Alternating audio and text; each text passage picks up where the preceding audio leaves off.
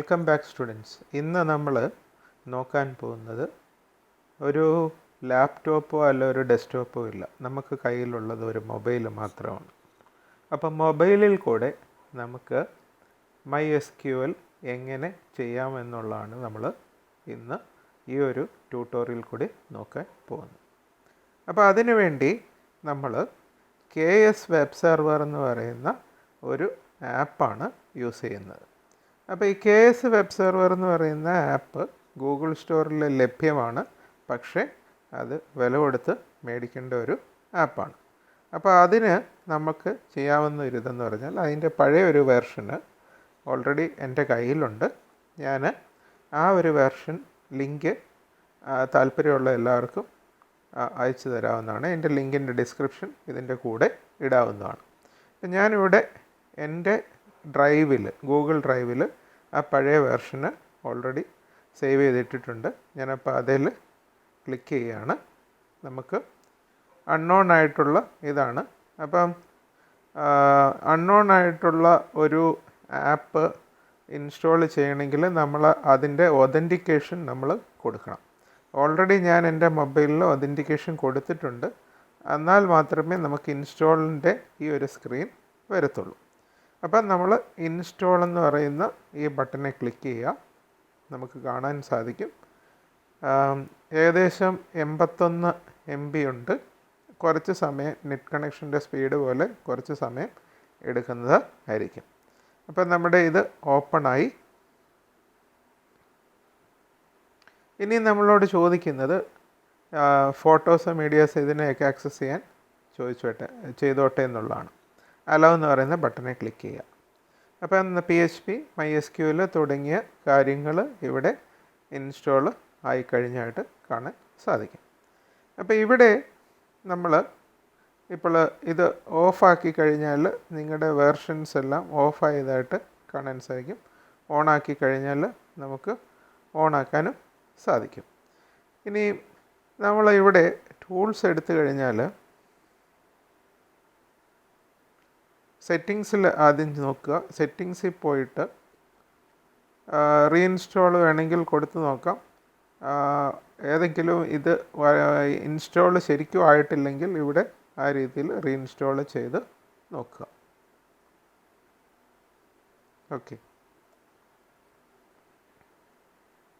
ഇനി ഇവിടെ ഞാൻ നേരത്തെ നമ്മൾ എക്സിറ്റ് ചെയ്യുമ്പോൾ ഒരു കാര്യം ശ്രദ്ധിക്കാനുള്ളത്,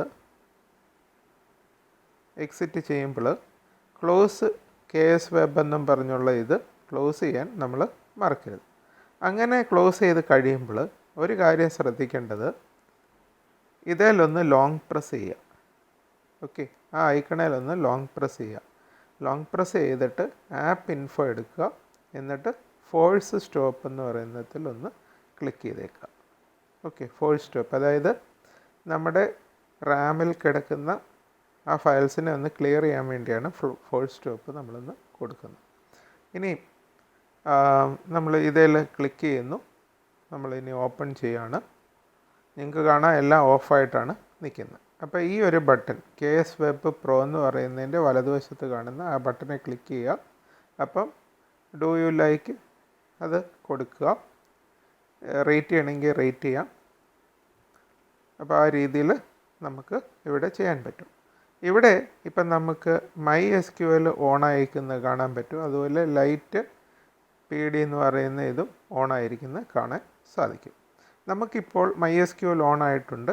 അപ്പോൾ നമുക്ക് എങ്ങനെയാണ് ഇത് വർക്ക് ചെയ്യുന്നതെന്നൊന്ന് നോക്കാം. അപ്പോൾ നമ്മൾ ടൂൾസിൽ ചെല്ലുന്നു. PHP MyAdminനെ ക്ലിക്ക് ചെയ്യുന്നു. ചൂസ് സെർവർ ലൈറ്റ് PD എന്ന് പറയുന്നതാണ്. ഓക്കെ കൊടുക്കുക. അപ്പോൾ ന്യൂ ഹോസ്റ്റ് ലോക്കൽ ഹോസ്റ്റിൻ്റെ ഇത് വരുന്നതായിട്ട് കാണാൻ പറ്റും. ഇനി നമുക്ക് ഇവിടെ ഓട്ടോമാറ്റിക്കായിട്ട് ബ്രൗസർ ഓപ്പൺ ചെയ്ത് വരുന്നതും കാണാൻ സാധിക്കും. അപ്പോൾ ഇവിടെ ഒന്നും കൂടെ PHP MyAdminനെ ക്ലിക്ക് ചെയ്യുക. ലൈറ്റ് PD ഓക്കെ കൊടുക്കുക. ഇനി നമുക്കിവിടെ MySQLൻ്റെ ഇത് ഓപ്പണായി വന്നിരിക്കുകയാണ്. യൂസർ നെയിം നമുക്കറിയാം. MySQLൻ്റെ യൂസർ നെയിം റൂട്ടാണ്.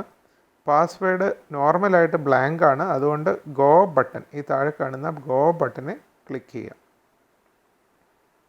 ഓക്കെ, ഇനി ഇവിടെ നിങ്ങൾക്ക് കാണാം സെർവർ ലോക്കൽ ഹോസ്റ്റ് മേളിൽ 127.0.0.1:8001. അപ്പോൾ 127.0.0.1 എന്ന് പറയുന്ന ലോക്കൽ ഹോസ്റ്റിൻ്റെ IP അഡ്രസ്സും അത് കഴിഞ്ഞ് കോളൻ കഴിഞ്ഞിട്ട് 8001 എന്ന് പറയുന്ന പോർട്ട് നമ്പരുമാണ്. അത് ഒന്ന് എഴുതി വെക്കുന്നത് എപ്പോഴും നല്ലതാണ്, നമ്പർ മാറിപ്പോകാതിരിക്കാൻ നമുക്ക് സാധിക്കും. ഓക്കെ, ഇനി ഇവിടെ സെർവർ ലോക്കൽ ഹോസ്റ്റ് എന്ന് എഴുതിയേക്കുന്നതിൻ്റെ താഴെ 3 ഹൊറിസോണ്ടലായിട്ടുള്ള വരയുണ്ട്. ആ വരയെ ക്ലിക്ക് ചെയ്യുക. ആ വരയെ ക്ലിക്ക് ചെയ്താൽ നിങ്ങൾക്ക് ഇവിടെ SQL എന്ന് പറയുന്ന രണ്ടാമത്തെ ഓപ്ഷനെ ക്ലിക്ക് ചെയ്യാം. ആ രണ്ടാമത്തെ ഓപ്ഷനെ ക്ലിക്ക് ചെയ്ത് കഴിയുമ്പോൾ നിങ്ങൾക്ക് ഒരു കാര്യം ഇവിടെ ചെയ്യാൻ പറ്റും. ഇവിടെ നിങ്ങൾക്ക് ഒരു ഡേറ്റാബേസ് ക്രിയേറ്റ് ചെയ്യണമെങ്കിൽ അവിടെ ഡേറ്റാബേസ് ക്രിയേറ്റ് ചെയ്യാൻ സാധിക്കും. അതായത് ഏത് കമാൻഡാണോ നമുക്ക് കൊടുക്കേണ്ടത് ആ കമാൻഡ് അവിടെ ടൈപ്പ് ചെയ്യുക. ക്രിയേറ്റ് ഡേറ്റാബേസ്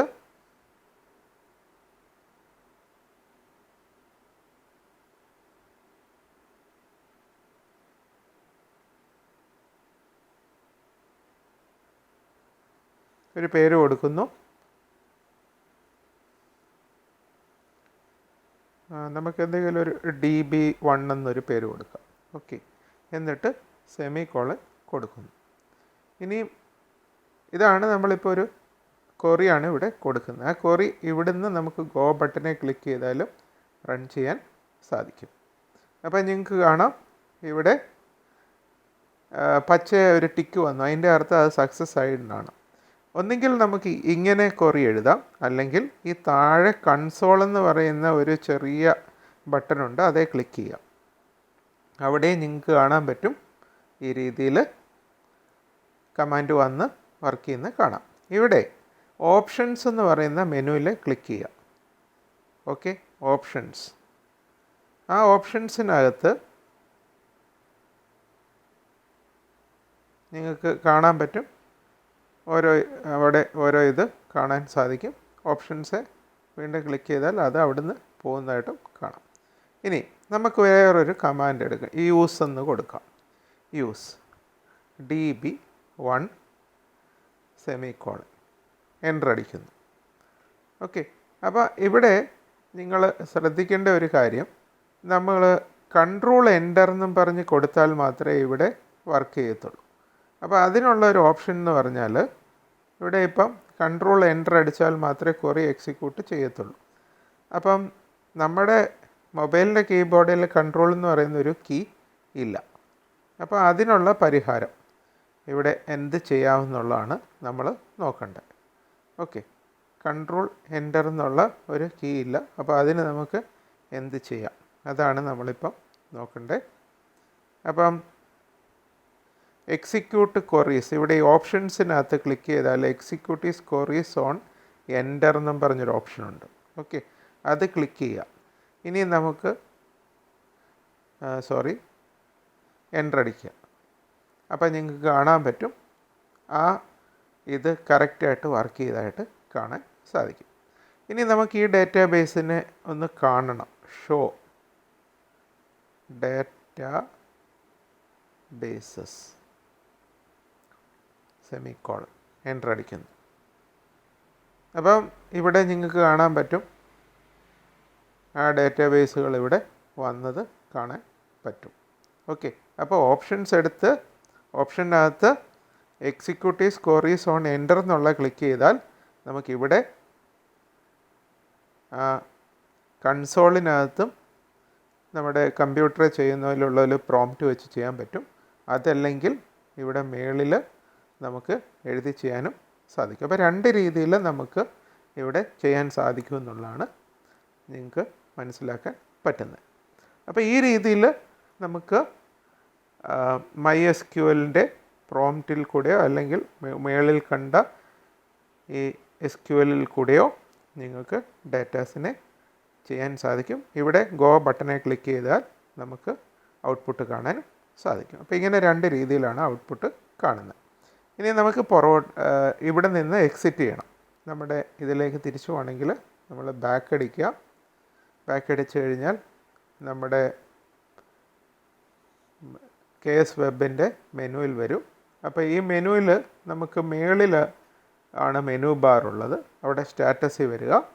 ഇനി എക്സിറ്റ് ആകുന്നതിന് മുമ്പ് നമ്മുടെ ഇത് ഓഫ് ചെയ്യാൻ ശ്രദ്ധിക്കുക.